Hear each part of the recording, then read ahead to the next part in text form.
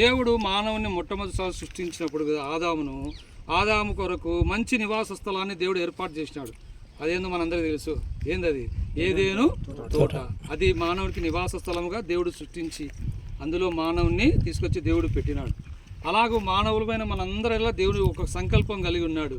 ఏంటి ఆ సంకల్పం అంటే, ఒక గృహము ప్రతి మానవుడు కూడా కలిగి ఉండాలన్నది దేవుని యొక్క సంకల్పం. మనము ద్వితీయోపదేశకాండము 8వ అధ్యాయం 10, 11, 12 మనం చూస్తే అందులో ఏం రాయబడిందంటే మంచి గృహం అనే మాట రాయబడింది. దేవుని యొక్క సంకల్పం ఏంటి అంటే, మంచి గృహము నీకు ఇవ్వాలని దేవుని యొక్క ఆశ, దేవుని యొక్క సంకల్పం. ఏది మంచి గృహము? మన గృహం మంచిగా ఉండాలంటే ప్రభు చేత ప్రతిష్ఠింపబడినటువంటి గృహంగా ఉండాలా. మన గృహం ఎల్లప్పుడూ దేవుని సేవించేదిగా ఉండాలా.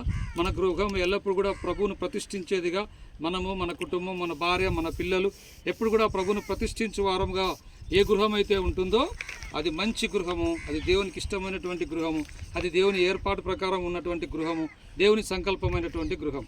కనుక ఈ యొక్క మధ్యాహ్న కాల సమయంలో సోదరుడు దానియేలు అన్నకు దేవుడిచ్చిన స్థలాన్ని బట్టి ఇక్కడ మనం ఒక రాయిని ప్రతిష్ఠించి మనము ప్రార్థన చేద్దాము.